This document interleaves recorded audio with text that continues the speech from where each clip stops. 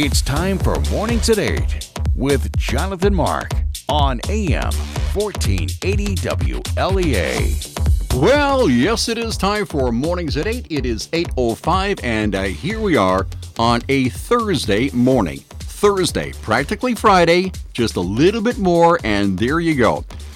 Okay, before anything else, right smack at the top of the show, I want to mention this.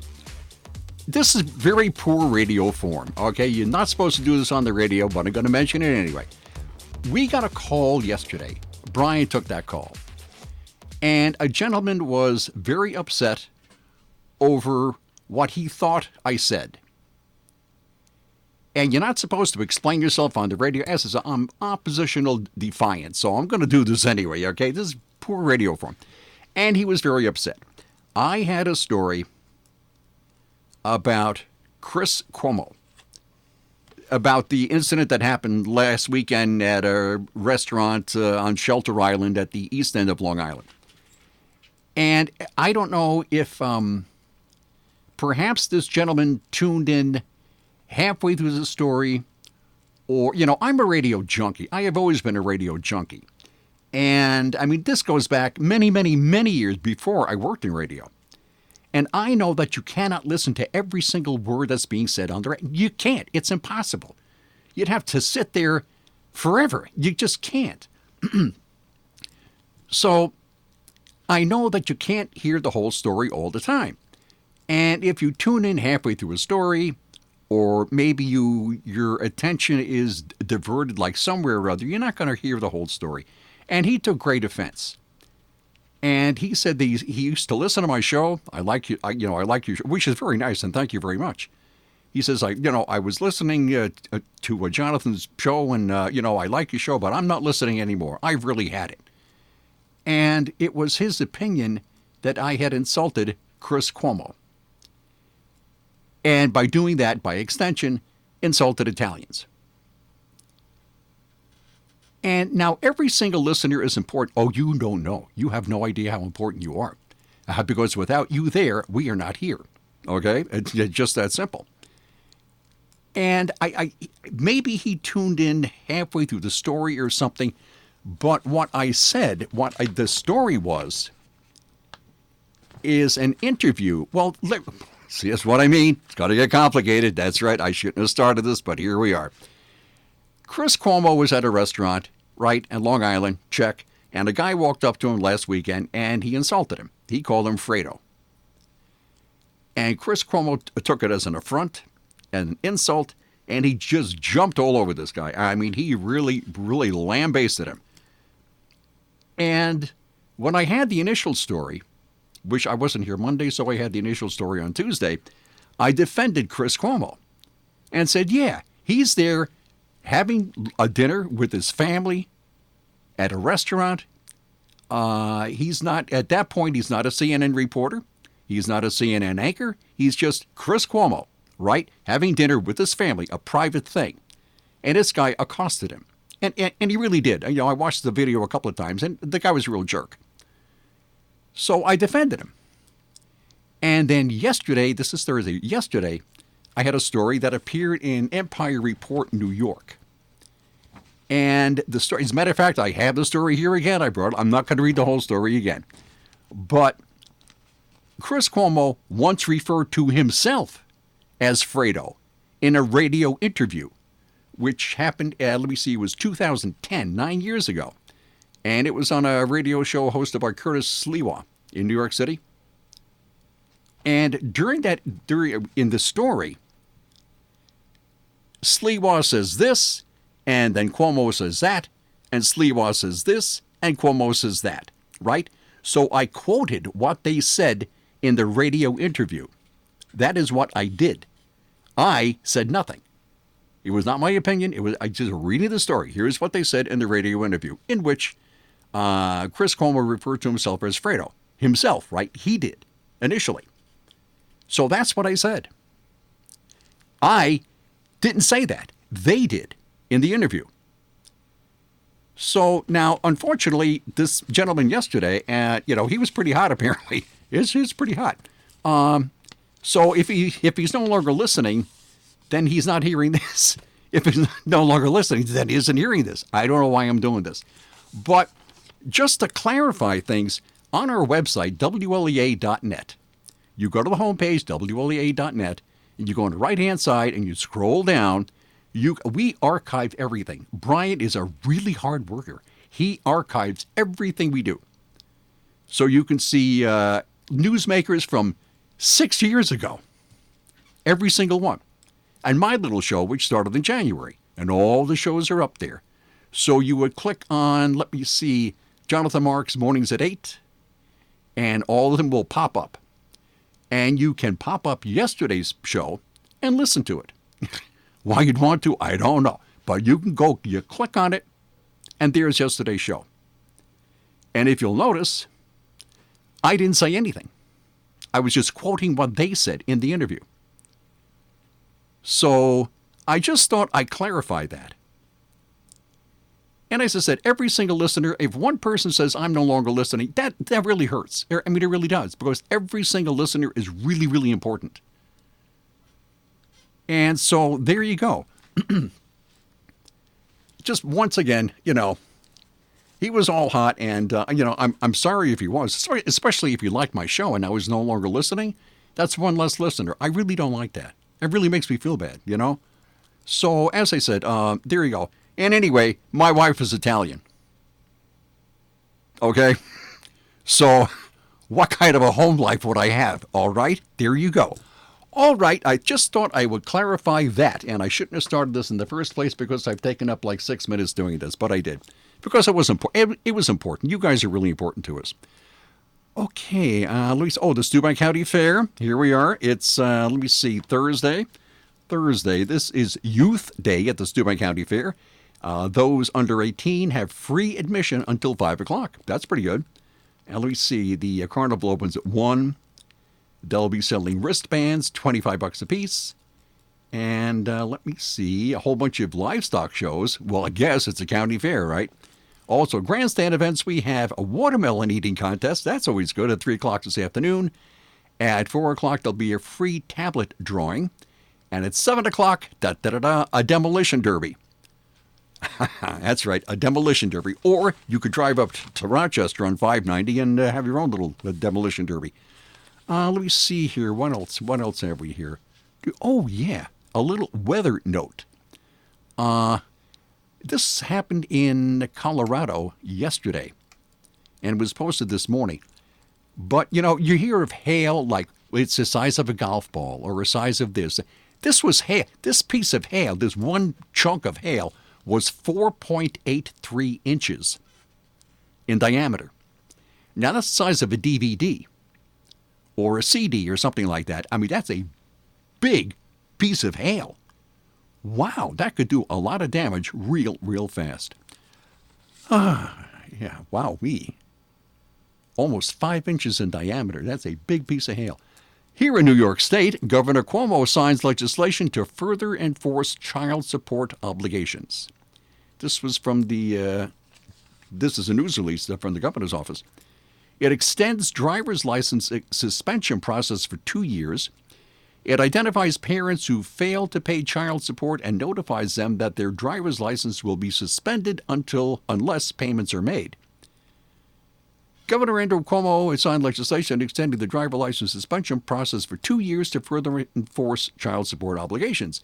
It says this highly successful enforcement process allows the child support program to identify parents with a driver's license who fail to pay child support and then notify them that their driving privileges will be suspended unless child support payments are made.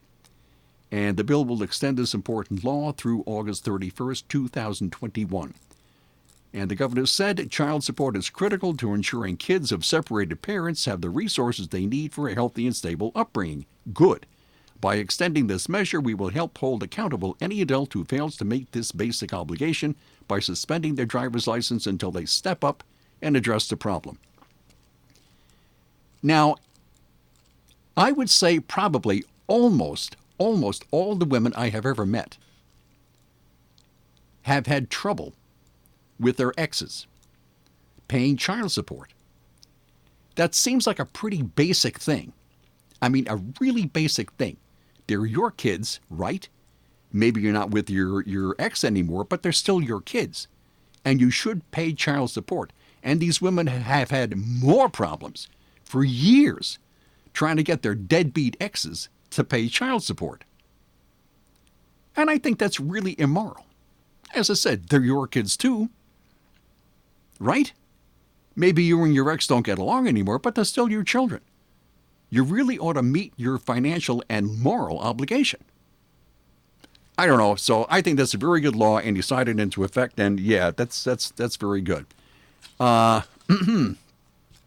Here's something that's a little, This is just a little strange. This was posted this morning. Yes, Senator Kirsten Gillibrand, right, from New York, U.S. Senator Kirsten Gillibrand, on Wednesday suggested she supports a mandatory federal buyback program for assault weapons and criminal prosecution for gun owners who do not sell those firearms to the government.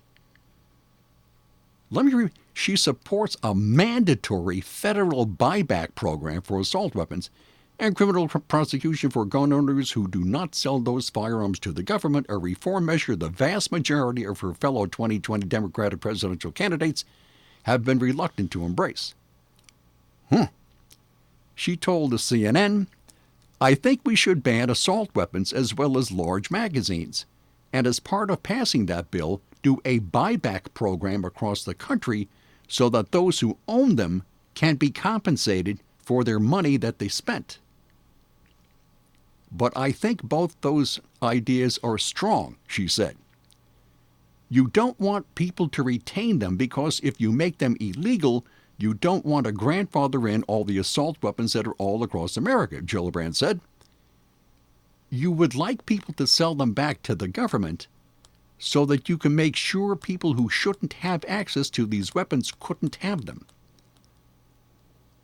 Now, all the roughly 24 Democrats vying to challenge President Trump have called for some version of an assault weapons ban, with those favoring a voluntary federal buyback program for gun owners who choose to relinquish their firearms.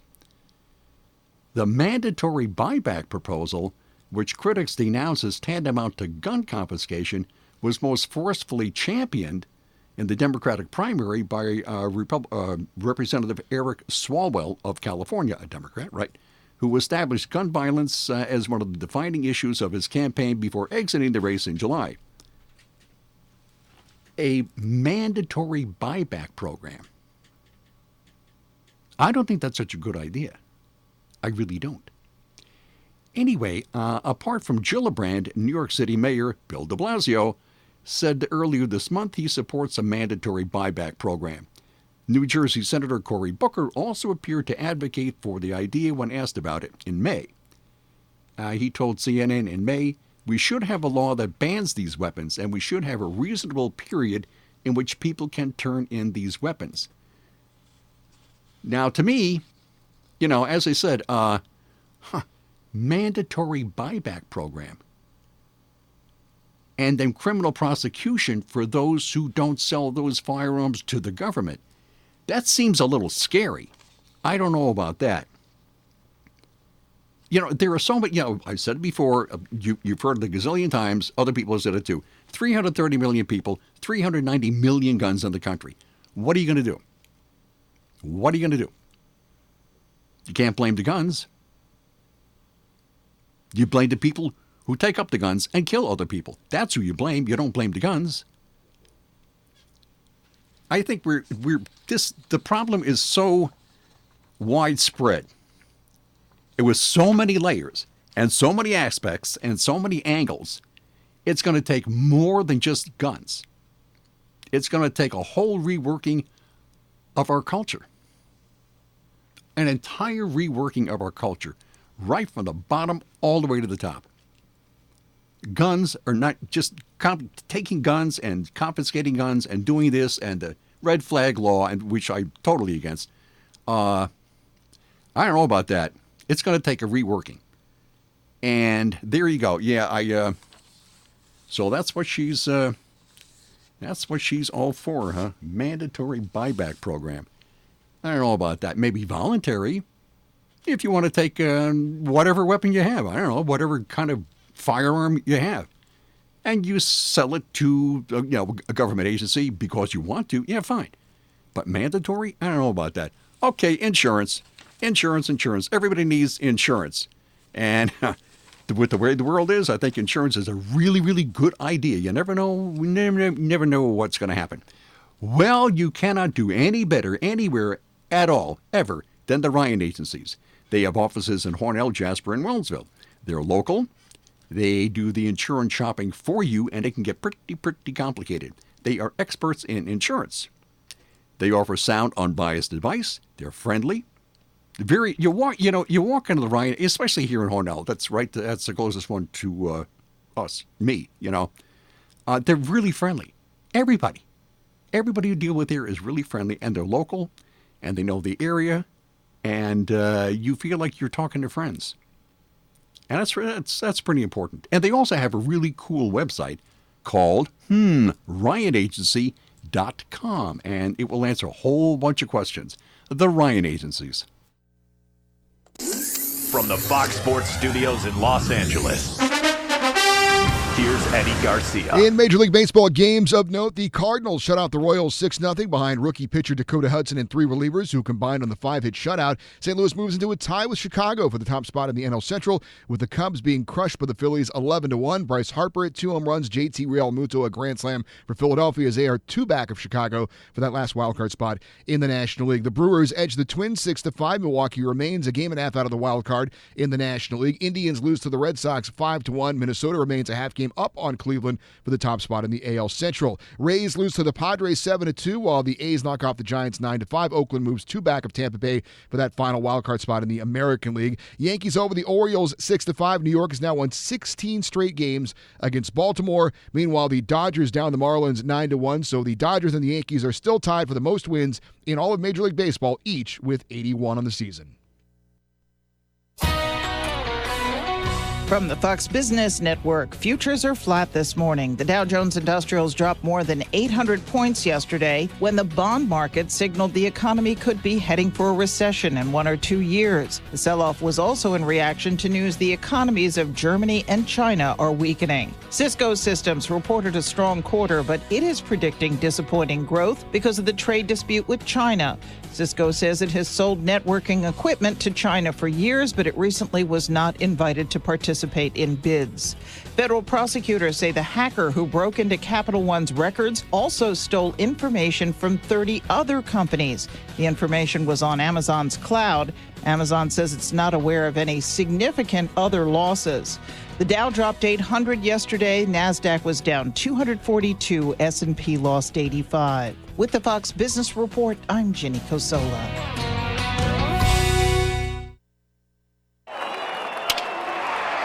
Baseball season is in full swing.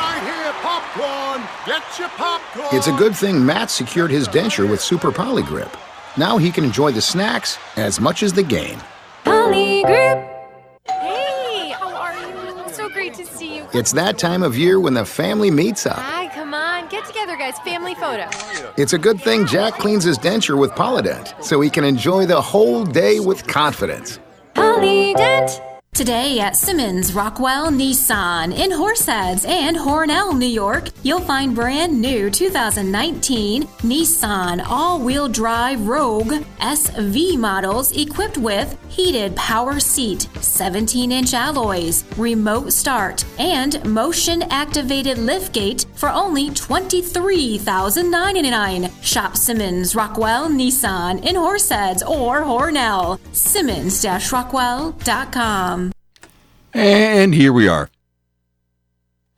The continuing saga of Jeffrey Epstein. Of course, the creep pedophile guy there who is now dead. Here's something. I found this in the Daily Mail. Wow. I had to wash my eyes out after I saw this. But Jeffrey Epstein had a painting of Bill Clinton in his Manhattan mansion there. I think it was on the Upper East Side. He had a painting of Bill Clinton wearing a blue dress and red high heels. It's Bill Clinton in drag or something. Bill Clinton wearing a blue dress and red high heels, lounging in the Oval Office. Man, that's pretty weird. You ought to see this thing. And as I said, I had to wash my eyes out with soap after I saw this thing. But there's Bill Clinton wearing a blue dress. And he had, let me see, the photograph of the painting was taken in 2012. And he, let me see, it was taken in 2012. It was painted by an Australian-American artist, although it's unclear if Epstein had bought the canvas or had a print mounted. So there's this painting of Bill Clinton. But the blue dress, of course, is Monica Lewinsky, right? So, wow. Very, very strange. I mean, really strange. Was it supposed to be funny or something? Or I don't know. That guy was just creepy all around. Okay, what else have we here? How about bloodthirsty squirrels are lurking in New York City Park, officials say. And let me see. Aggressive squirrels are sinking their rodentures into parkgoers, it says here. There's been a concerning amount of squirrel bites and scratches in Lower Manhattan's Rockefeller Park playground area, the Battery Park City Authority says. The agency is warning parkgoers to keep their distance from the pesky rodents.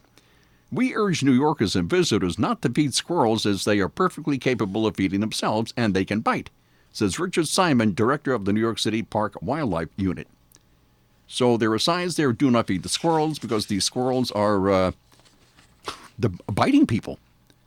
So apparently that's a big deal in New York City is feeding the squirrels, but they can get just a little bit aggressive. So roughly 30 New Yorkers a year are bitten by squirrels, says the New York City Health Department. And the bites generally happen to people who've been feeding the squirrels. Fortunately, and this is good, I didn't know that squirrels don't carry rabies. I had no idea. Apparently, squirrels do not carry rabies. However, you probably wouldn't want to be bitten by a squirrel anyway. Yeah. And how about this? A 12-year-old Oklahoma boy breaks into hot car to save a toddler locked inside. Guy's 12 years old. He's there with his mother, and he notices a 2-year-old boy crying in a locked car.